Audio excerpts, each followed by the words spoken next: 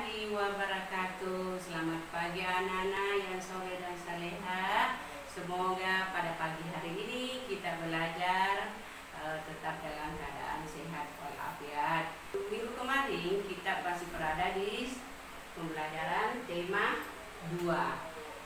Sekarang kita berada di subtema 3. Tetap tema 2 tapi subtemanya 3. Minggu lalu kalian belajar bermain di lingkungan rumah. Di subtema 3 kita belajar bermain di lingkungan sekolah. Coba kita sama-sama mengamati pada gambar. Kita lihat pada gambar pertama, itu ada anak-anak bermain dengan teman-teman. Pada gambar kedua, dan gambar ketiga, sampai gambar keempat ya. Pada untuk kalian sama dengan ibu guru. Ibu guru tanyakan, manakah gambar yang menunjukkan bermain di lingkungan sekolah? Gambar pertama kita amati, dia bermain di lingkungan rumah karena pakaiannya bermacam-macam. Pada gambar kedua, anak-anak sedang bermain, dia pakaiannya di lingkungan sekolah. Pada gambar ketiga ada kakak beradik mungkin bermain di lingkungan rumah. Dan gambar keempat kita amati pakaiannya, dia bermain di lingkungan sekolah. Jadi gambar kedua dan ketiga itulah yang bermain di lingkungan sekolah. Sekarang ada dua anak sekolah, yaitu Tony dan Joni. Di buku-buku kalian ada di halaman 64. Kalian sudah lihat pada percakapan Tony dan Joni tersebut memberitahu Tony bahwa ia telah bermain gelembung sabun. Tahu sabun nak? Yang kalian suka pakai mandi. Alat dan bahan yang digunakan cukup mudah dapatkan pada di rumah kalian. Salah satunya lebih air sabun. Kalian pasti sering menggunakan kelas 1. Air sabun merupakan benda cair ya. Air sabun merupakan benda cair. Sedangkan ketika menjadi gelembung ditiup, akhirnya mengeluarkan gelembung kayak permainan kalian di sekolah. Pernah ibu guru lihat di kelas 1 kalian itu akan berubah menjadi benda gas karena dia keluar bergelembung. Coba kita perhatikan gambar berikutnya. Di sini ada berapa gambar bola air. Ada bola air, ada jembatan, ada air. Pada jembatan termasuk benda padat. Sedangkan di bawahnya bola air termasuk benda cair. Sedangkan bola yang besar termasuk benda gas karena dia besar, karena ada gas di dalamnya bola tersebut. Ada 3 benda-benda tersebut. Kalian di dalam bersekolah kita selalu menggunakan tata tertib. Tata tertib di sekolah itu utama sekali. Masih ingat tahun lalu sebelum masuk sekolah kalian punya harus memakai baju seragam sekolah SD karena kalian sudah SD. Sekarang sudah masuk 2 tahun di SD. Di SD kalian pasti berbeda pakaiannya dan berbeda atribut kalian. Coba anakku sekalian, karena di gambar ini ada 2 wanita dan laki-laki. Di situ ada tanda panah. Anakku nanti tulis apa yang ditunjukkan tanda panah, kalian harus tulis ya. Apa namanya yang dikasih tanda panah pada di atas kepala sampai di bawah ujung kaki, itu tanda panahnya seperti apa. Di dalam bersekolah kita tidak mempunyai satu baju yang tadi saya gambar. Misalnya kita memakai itu seluruh Indonesia pada hari Senin memakai baju seperti pada gambar putih dan merah. Itu peraturan di sekolah kita, harus memakai putih dan merah. Tapi karena tidak di Pertiwi, Selasa Rabu kalian punya baju batik ya, dipakai pada hari pasti kalian Rabu. Nah, pada gambar ketiga ada warna coklat untuk kelas 1 sering memakainya, yaitu namanya baju apa, tapi karena kita sekolah cuma 5 hari, maka dipakai pada hari terakhir itu, yaitu hari Jumat. Tergantung kelas 1 ya, mau sering memakainya itu pada pakaian pramuka. Kita ganti terkadang minggu pertama hari baju pramuka, minggu kedua kita memakai baju muslim. Itu ditulis ya sayang untuk di buku kalian. Ini di buku kalian juga harus mengamati gambar di lingkungan sekolah. Pada saat upacara ada beberapa tata tertib. Diingat nak, di kelas 1 dulu sering kalian mengikuti upacara. Memakai utama sekali seperti tadi Bu katakan, memakai baju seragam sekolah ya, yaitu putih merah. Saat upacara siswa tidak boleh ngobrol bercanda sama teman yang lain. Kita harus taat mengikuti upacara. Tata tertib kedua, berbaris di lapangan dengan rapi. Itu tata tertib saat kita upacara di sekolah. Sering kita dulu waktu kelas 1 sebelum pandemi kita melakukan setiap hari Senin mematuhi aturan-aturan tata tertib itu. Siswa yang disiplin adalah ia yang selalu menaati peraturan sekolah seperti datang tepat waktu, tidak terlambat ke sekolah. Kedua, menggunakan seragam yang rapi dan bersih. Ketiga, mengerjakan tugas sekolah tepat waktu. Misalnya ada tugas, itu yang paling utama sekali itu tata tertib anak-anakku harus taati saat bersekolah ya. Dengan mentaati peraturan di sekolah dapat membuat kalian menjadi siswa yang disiplin dan bertanggung jawab. Dan aturan sekolah harus ditaati. Aturan yang dilanggar dapat mengganggu kegiatan belajar di sekolah. Kalau kita terlambat berarti pembelajaran terlambat kita dapatkan. Nah, sekarang kita dapat mengamati, membaca. Bacalah cerita mengenai mengamati benda-benda di sekolah di bukumu dengan halaman 80 di buku kalian. Coba nak, saat membaca cerita kalian harus bisa memahami isinya. Rumus menjawab adik Simba juga dapat membantu memahami isi cerita. Apa itu adik Simba? A, apa? Di mana? K, kapan? Si, siapa? N, mengapa? Ba, bagaimana? Itu adalah semua seperti adik Simba ya. Misalnya tadi siapa namamu, itu ya. Kapan ke sekolah, itu semuanya menggunakan adik Simba. Pasti kalian sudah bisa dengan membaca bukunya tadi. Kalau kita berhitung, sekarang perhitungan di dalam subtema 3 sudah masuk di pembagian. Pembagian adalah kebalikan dari perkalian. Coba kita lihat contoh. Nina dan teman-temannya bermain lempar bola. Mereka akan dibagi menjadi 4 kelompok. Perhatikan pada gambar berikut. Mereka 8 dibagi 4 sama dengan titik-titik ya. Sekarang kita karena pembagian adalah pengurangan yang berulang-ulang, maka kita harus mengurang. 8 dikurang 4 sama dengan 4. Ingat gak? 4 dikurang 4 sama dengan 0 ya. Kita hitung 4 yang berapa kali nak?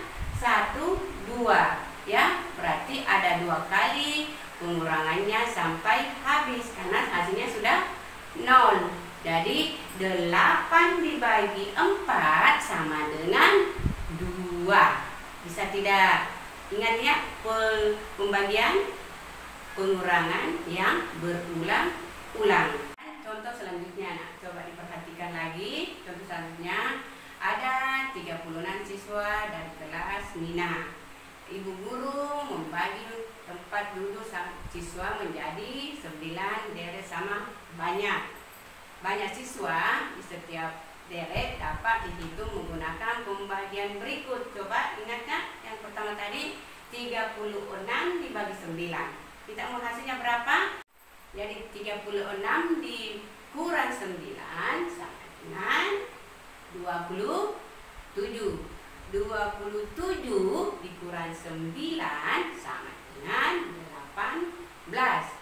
18 dikurang 9 sama dengan 9. 9 kurang 9 sama dengan 0. Kita hitung 9-nya berapa, nak? 1, 2, 3, 4. Berarti ada 4 pengurangan sampai habis. Jadi artinya 36 dibagi 9 sama dengan 4. Jadi banyak siswa di setiap deret ada 4 orang. Itu membuat cara pertama. Boleh ditulis, boleh tidak. Seperti contoh di bawah ini, kita lihat lagi ada 4 kapur tulis. Kapur tersebut akan dimasukkan ke dalam 5 kardus sama banyak. Berapa banyak kapur tulis di setiap kardus? Ini bisa ditulis hasilnya sayangnya. Tadi kita di contoh 9 tidak ditulis. Sekarang bentuk pembagian 40 dibagi 5. Kita bentuk pengurangan berulangnya. Ingat ulang-ulang. 40 dikurang 5 sama dengan 35. Ditulis 35 dikurang 5 sama dengan 30. 30 dikurang 5 sama dengan 25, ya. 25 dikurang 5 sama dengan 20. 20 dikurang 5 sama dengan 15. 15 dikurang 5 sama dengan 10. 10 dikurang 5 sama dengan 5. 5 dikurang 5 sama dengan 0. Dihitung 5-nya lagi, nak. Berapa 5-nya? Sama dengan tadi. Ini ditulis hasilnya, ya, supaya yang mana kalian mudah. 1, 5-nya 1, 2, 3, 4, 5, 6, 7, 8. Berarti 40 dibagi 5 sama dengan 8. Itu cara kedua untuk mendapat pembagian, ya. Bisa ditulis hasilnya. Ini kembali ada contoh berikut dengan menggunakan benda. Di sini 18 dibagi 3. Tapi kalian sudah di kotak-kotak ini. Ini kalian pasti sudah lebih tahu karena ini sudah ada gambar. Ada 18 kelereng yang akan dibagi kepada 3 anak yang sama banyak. Banyak kelereng di setiap kelompok 6. Jadi dilihat, nak, kelerengnya tadi 18. Anaknya 3. Oh, ibu mau adil, sama banyak. Berarti setiap anak mendapatkan 6. Jadi 18 dibagi 3 sama dengan 6. Pasti kalian sudah bisa, karena ini sudah ada gambar. Sedang perkalian pasti berulang. Tadi perkalian kemarin dulu, minggu kemarin itu penjumlahan yang berulang. Sekarang perkalian pembagian pengurangan yang berulang, makanya berhubungan. Bentuk pembagian dapat dibuat menjadi bentuk perkalian. Ada bola, ada sebanyak 6. Setiap bola di dalam keranjang dikasih berapa keranjangnya? 3. Dalam satu keranjang berapa bolanya? 2. Itu kan dalam bentuk pembagiannya. Ada, dan kita jadikan 6 dibagi 3 sama dengan 6 dikurang 3 dikurang 3 sama dengan 0. Menjadi 6 bagi 3 sama dengan 2. Di dalam bentuk perkalian, ya. 3 lihat keranjangnya 3, setiap isi keranjang 2. 3 dikali 2 sama dengan 2 ditambah 2 ditambah 2 sama dengan 6. Jadi dapat disimpulkan hubungan pembagian dan perkalian tadi dikatakan bahwa saling berhubungan. 6 bagi 3 sama dengan 2. 3 dikali 2 sama dengan 6, ya. Jadi kebalikan perkalian dan pembagian, ya. Itu tadi ada berapa cara, sudah ada 2 cara di guru letakkan. Sekarang tentukan hasil pembagian berikut, lalu tulis bentuk perkaliannya. 10 dibagi 2 sama dengan apa? Bisa pasti sudah ada sama buku, ya. 2 dikali 5 sama dengan 10. Berarti 2 kali 5, 2 kali 5. 5 ditambah 5 sama dengan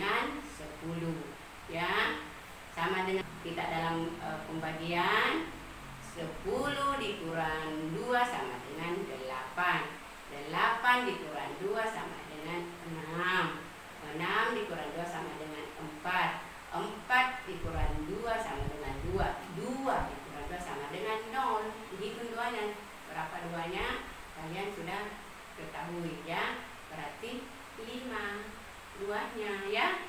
Nah, pembagian juga dapat ditulis dalam bentuk tabel. Ada berapa cara sayang untuk mendapatkan? Seperti misalnya bilangan yang dibagi 8. Dia mau bagi 2. Bilangan yang dibagi 2. 8 bagi 2 sama dengan 4. 12 dibagi 2 sama dengan 18 dibagi 2 sama dengan 9.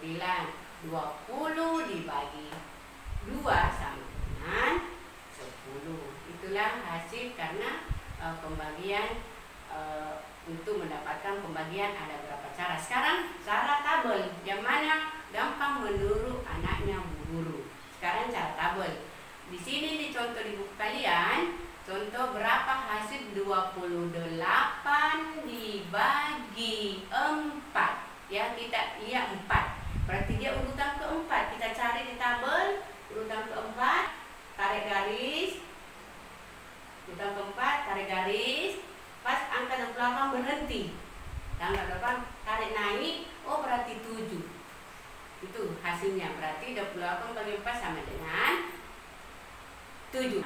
Ada berapa cara? Ibu guru mau pakai tabel, mau pengurangan, mau tulis hasilnya, terserah anaknya Bu Guru. Ini kalian di rumah untuk menggambar imajinatif adalah gambar hayalan atau gambar tidak nyata. Kalian terserah mau menggambar apa sesuai yang kalian kehendaki ya. Gambar saya lihat kita gambar samping sama dengan kita lihat bersama. Yang dapat oleh Deli yang membuatnya dari susunan kertas. Kalian pasti punya kertas bekas atau kertas origami atau kertas warna ya. Lalu menempelnya pada buku gambarnya, hanya menghasilkan satu pohon yang cantik ya. Nah, itu cuma lihat mereka menempel itu saja kertas-kertas, hanya menghasilkan satu gambar yang sangat bisa dipandang, bagus, cantik dipandang mata. Itulah gambar imajinatif ya. Supaya kalian bisa juga di rumah menghasilkan untuk lebih kreasi. Sebelum kalian kreasi di rumah, kalian juga harus ada beberapa langkah-langkah kalian harus ketahui. Siapkan media yang berguna untuk menggambar seperti gambar, pensil, penghapus, penggaris, pensil warna atau krayon. Ini lalu disiapkan sebelum kita aktivitas. Tentukan tema sebelum menggambar. Tidak tahu, oh saya mau menggambar kuda misalnya, berarti ada tema di otak Kak. Itu adalah ide kalian. Sudah siapkan bahannya. Tentukan gambar begitu sesuai temanya.